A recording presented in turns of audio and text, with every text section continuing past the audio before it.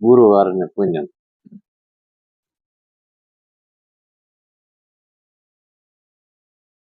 જિલ્લાભાઈના ઘેરે ગુરુવાર નિમિત્તે બધા સંતો ભેગા થયા છે. એટલે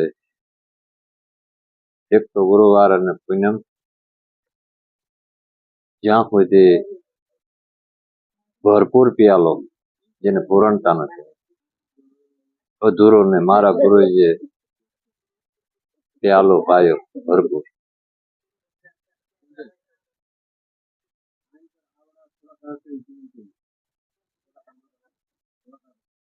મને પ્રેમે પાયો મારી નેનું માયો નૂર પ્યાલો મેં પીધો છે ભરપૂર.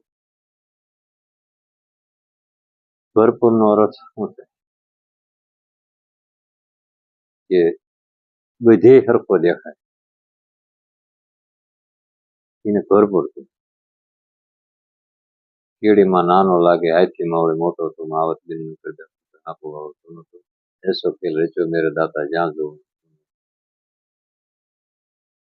સ્ત્રીમાં અને પુરુષમાં જળમાં અને ચેતનમાં બધે જેને પૂરણતા વાળું દેખાય એને ભરપૂર પ્યાલો પીધો. એટલે સંતો આપણને એમ કે દયા કરીને મને પ્રેમે પડ્યો.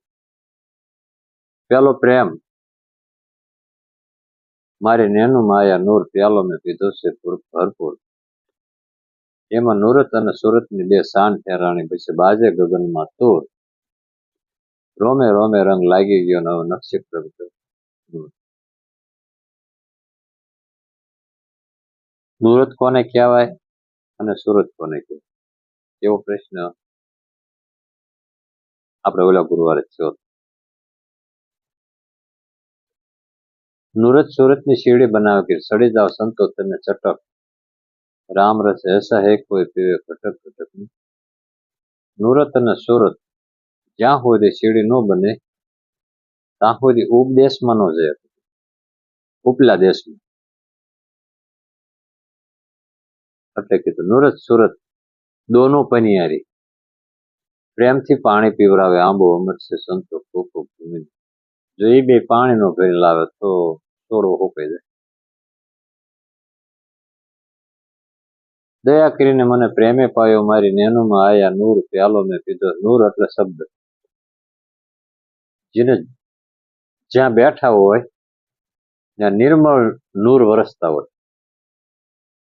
બેઠા હોય તો અંદરથી ચાલુ થઈ જાય. એમ દરિયામાંથી કેમ મોજા ચાલુ થાય એમ સાગર ઉલટે એમાંથી મોતી બહાર આવે એમ નૂર એટલે શબ્દ બહાર આવે. મને નો આમાં ન કહેવું હોય તો તમે બોલ બોલ શરૂ કરી દો શબ્દ.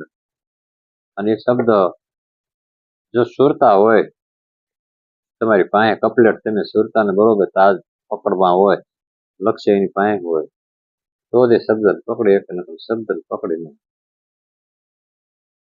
સુરતાનું સાધન લક્ષ્ય વિના શબ્દ ઠેરાય.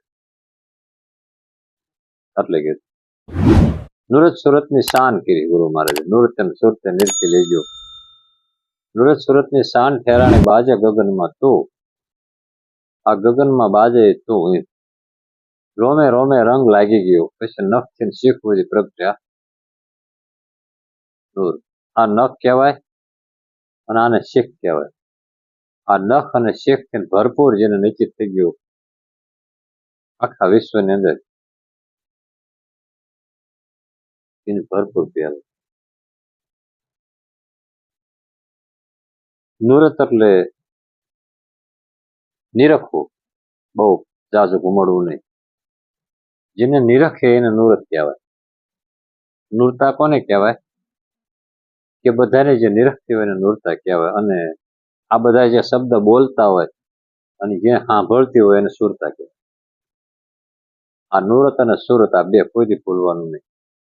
નિરખે છે એને નુરત કહેવાય અને પરખે છે એને સુરત કહેવાય. કોક બોલતું હોય તો પરખે કોણ સુરત અને કોક આવતું હોય તો નિરખે કોણ નુરત. જો નુરત નો નિરખે તો સુરત શું કરે. એટલે સંતો એવું કીધું કે જરા તમે દેખો લોકો નાવ મેં નદિયા ડૂબી જાય ઘડો ન ડૂબે ઘડી ન ડૂબે હાથથી મિલની. કોટ કાંગરે પાણી સીડ્યું તો કીડી તરસી જાય. સાસુ કુંવારી વહુ અમલમાં નળદીકો સુવાવડ થાય, દેખન વાલિકો પુત્ર જલમે પેલી પાડોશી નારોડા ગાય. જરા તેમ દેખો હે લોકો, નાવ મેં નદિયા ડૂબી જાય. એટલે આનો રસ્તો નથી જે તમે સમજો એવું. જેમ છે એમ પાદરું કહી દીધું, પણ આ બધું ઉલટું, આ કોઈ પીટ દે એવું એ અસત્ય વસ્તુ બોલ્યા છે. દેખન વાલિકો પુત્ર જલમે પાડોશીને હાલડા ગાય, ઓલી નામ થાય ને ઓલી નામ થાય એવું હોય. પણ અનુભવ કરવો હોય, અનુભવ તો નિરખ્યા પછી થાય. તમે જ્યાં સુધી અનુભવ નો આત્મા આત્મા કરે એમને, તમે જયારે તમને અનુભવમાં આવી ગયો એટલે જ આત્માનો અનુભવ છે. નકર ત્યાં સુધી અનુભવ નહીં. એટલે નુરત અને સુરત બે પ્રશ્ન છે. નિરખે એને નુરત કહેવાય અને સાંભળે એને સુરત કહેવાય. હવે આ બે પ્રશ્નમાં આપણે એક પ્રશ્ન એવો જ છે કે આ બે ને એક કર્યો આગળ જતા ટેસણ આવે તારે એક થાય. એનું કેન્દ્ર એવું કીધું કે સુરતા શબ્દ બે એક થયા તારે જન્મ મરણના એના ફેરા કર્યા. જ્યાં સુધી એક નો થાય ત્યાં સુધી. એટલે એ આગળ જતા જતા પછીનો પ્રશ્ન એવો. હવે દેહિકમાં મેં વાત કરું, તમે આ જોવે છે દેહિક નક્કી કર્યું ને, સાંભળે છે ને દેહિક થી નક્કી કર્યું છે. હવે આપણે ગુરુ મહારાજના શરણમાં જયારે તન મન ધન દઈ દીધા હોય ત્યારે આપણે કઈ આ જે જોયું એવડું જોવાની વસ્તુ ન હોય, એ તો વહી ગયું. પછી તમે જે કદાચ માનતા હોય કે આ સાંભળે છે તો એ સાંભળવા વાળી વસ્તુ ન હોય તાર તમે ગુરુ મહારાજ તો તમે વાતો કરતા હોય, ગુરુવારે વાતો કરો છો. એટલે તારે એ તો કયું કહેવાય બે? તારે નુરત કોને કહેવાય, સુરત કોને કહેવાય? સ્થૂળ અને આ દિવ્ય કહેવાય. એને ઓલા સ્થૂળ છે દિવ્ય જોડાણમાં વસ્તુ, અને આને દિવ્ય દ્રષ્ટિ કહેવાય, દિવ્ય જ્ઞાન કહેવાય. જે જ્ઞાન છે ને એને ચક્ષુ કહેવાય. શું કહેવાય? નૂરતા જ્ઞાન ને નૂરતા કીધી સંતોએ.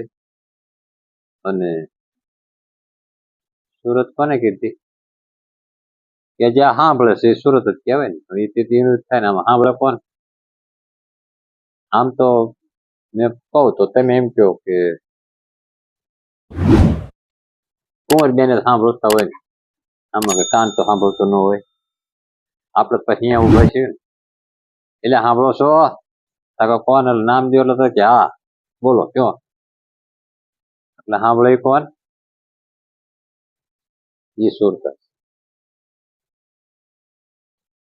જે સાંભળે છે એ શીખી છે.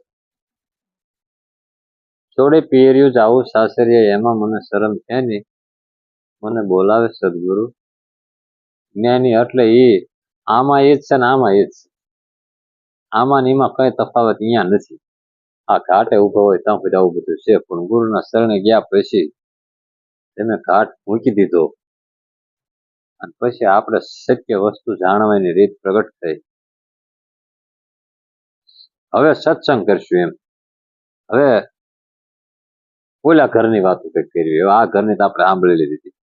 આ ઘર છૂટ્યું, લાકડાના રથ મૂકી દીધા પછી દિવ્ય રથ મળે, જેથી કરીને ગગનમાં જઈ શકે.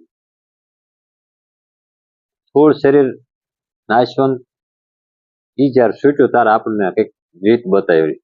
પડદો હટ્યો તાર તમારું સ્વરૂપ કઈક નક્કી થયું. તમને મેં કોણ છું ત્યાં સુધી તમને એમ છે આ શરીર હું છું.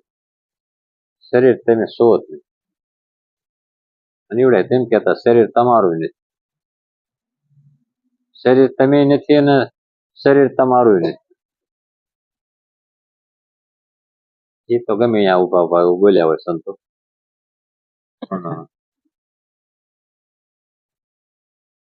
બધું તમારામાંથી પ્રગટ થાય છે, તમારામાં સમજાય છે. મકાને તમારામાંથી પ્રગટ થયું છે ને તમારામાં લઈ થઈ જાય છે. જે માયા તમારામાંથી પ્રગટ થાય, તમે તો માયાપતિ છો. જે માયા સર્જન થાય છે એમાં ને એમાં માયા પછી વિસર્જન થાય. આની વસ્તુ ઉપર ક્યાંય વજર વિસર્જન ન થાય ત્યાં એને વિસર્જન. એટલે તમે પાકો અનુભવ કરજો. તેથી મને એવું લાગ્યું બધું કાસું કાસું છે, પાકું નથી. બધાએ ઠેકી ઠેકીને ગાવી છે, ઠેકી ઠેકીને બોલવી છે, પણ હજી આપણે વાતને સમજતા નથી ને કદાચ કોઈક સંતો આવીને આપણને પ્રશ્ન પૂછે તારે એક ચોકડે લાગે કાસું છે હાવ એમ અમને કઈ કહેતા નથી. સુખદેવ તો આજ આવ્યો નથી ને એને તેમ કીધું હતું કે મને કઈ ખબર જ નથી આજે છે નહીં, પણ ભૂલતા નહીં. સૂર્યદેવની સુરતા કોને કહેવાય અને દિવ્ય સુરતા કોને કહેવાય? જે ગગનમાં જઈને કાર્ય કરતી હોય એ સુરતા કોને કહેવાય? અહીંયા કાર્ય કરતી હોય કોને કહેવાય? એને બરોબર પરિપૂર્ણ અનુભવમાં લેવાય. જે સાંભળે છે એ દિવ્ય વસ્તુ એને સુરતા કીધું. અને આપણે આગળ જતા ઈશ્વરે એકને ઈ નથી કીધું. ઈશ્વર કોને કીધું કે અહીંયા જઈને આજ તમે જે સુરતા કેવી ને એને પછી ઈશ્વર હોતા આપણે કહેતા. આજ ઓલો આમાં ઓલો ફોન હાલે એટલે મારે ફૂલ ઉપાસ કરવામાં આ ઉપર તરત ચાલુ થાય પાત્રા એટલે એ કહેવાય છે થોડોક તો એમનામાં જ હાલશે. અને પાકું એનો અનુભવ કરવો હોય તો ફોન ને ઉભો રાખવો પડે ઘડીક. તો 5 મિનિટ ખાલી ઉભો રાખીએ એટલે હું આમને થોડું ખુલાસો કરી એટલે તમને ખબર પડે એટલે આ નામ ઈશ્વર કોઈ જે અસત્ય વસ્તુ કોઈ સ્વીકાર જ નહીં આ વાતને. આ બધાને ખબર જ છે, બધા બોલે છે રામનું નામ લ્યો બાપા રામનું નામ, પણ ખબર તો છે નહીં. અને એ બોલે તો એમને ખબર નથી કેમ એને જ્ઞાન નથી થયું એટલે. અને તમે પાટે ગયા એટલે તમને જ્ઞાન થયું કે આ ગાડી એમની માટે પાટે હાલે, આડે ધડ ન હાલે. બીજી બધી ગાડીઓ ગમે એને પર આડે ધડ હાલે, એ એક્સિડન્ટ થાય એવું બધું થાય. આને સિંગલ વિનાની કોઈ વસ્તુ હાલે નહીં. આને જે ઉપરથી કેન્દ્ર મળે એમ પર હાલે પાટે ગાડી. એમાં ઉપર જે મહાપુરુષ બોલ્યા ને એમાં જ આ પાટે હાલે ગાડી. આમાં કોઈનું મારું ઘરનું ફિટ કરેલું ન હાલે અને તમારું નહીં હાલે. આ જે ઉપરથી જે હાલે છે એને આપણે બરોબર બેહીને સમજીને આંકવાનું છે. જરીક બહાર નીકળો તો તરત ત્યાં ઓલા પડખ્યાના ખૂંટા હોય ને તો હાથ બાથ ઉડાડી નાખે આપણે બહાર નીકળ્યું તો. અંદર જો સમજ આવી તો અપાર પેટ પોગાડી દે. સમજાણું બધાને ભૂલવાનું નહીં. એટલે તમારે કડી ફિટ કરતા હોય ત્યારે તમને સુરતાની ખબર. ચોખ્ખો થવો હોય તો ફોતરો ઉડાડવું પડશે. ફોતરા હારે હશે ત્યાં સુધી ચોખા નહીં. નર અને નારીનો ભેદ જ્યાં સુધી અંદર હશે ત્યાં સુધી ચોખ્ખો ન થાય. એને કોઈ પણ નહીં જે વાત ચોખાની કરતા હોય ગુરુના શરણે જાય બધા ચોખ્ખા ન લેવા કે ફોતરો આપણે અર્પણ કર્યા પછી ચોખ્ખો કહેવાય. ગોપનેરમાં ફોતરું ઉડે નહીં ત્યાં સુધી કમોજ કહેવાય. એ જન્મ મરણ સકળું ચાલુ રહે એનું કમોજ કહેવાય. ચોખા ઉડી જાય જેમ સેવ્યા સાચા સંત મને જેને મળે હરિગુરુ દેવ અડગ મન કોઈ દી ડગે નહીં. સેવ્યાનો અર્થ ચોખ્ખો ઉપરથી કવર કાઢી નાખો. શરીર બાદ કર્યા પછી સેવ્યું કહેવાય. અંદર જે બોલે છે એ તો પક્ષી જ છે, પણ જે કાંઠલું ઉપર છે ને એને ઈંડું કીધું સંત. આ ગુરુમાં જે આને સેવી નાખ્યું એટલે તમારું સ્વરૂપ તમને પ્રગટ કરી દીધું. તમે કોણ છો, ક્યાંથી આયા છો, શું છે આ બધું, કેમ ધરી છે કાયા, એ રીતે આપણને સમજાવી દીધું. એટલે ચોખ્ખે ચોખ્ખી વાત સુગરા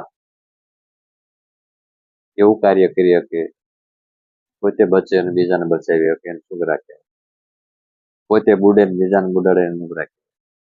આપણી અંદર સાચા જે વિચારો આવે એ સુગરા ના હોય અને જે નોખરા વિચાર આવતા હોય નુગરા ના આવે.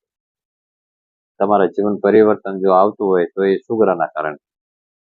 સારા સંતોના જે વિચારો આપણી અંદર શરૂ થાય ત્યારે એવું સમજવું સાચું શરૂ થાય. જગતના વિચારો આખા ખતા ન હોય તો એવું ફસાડવાનો જ વખત. બરોબર વિચારજો. સાખી હોય કે લખી હોય કેવી લાગી હોય એક એક સાખી બોલવાની અને તમારા હાથે એક એક સાખી ખોલવાય.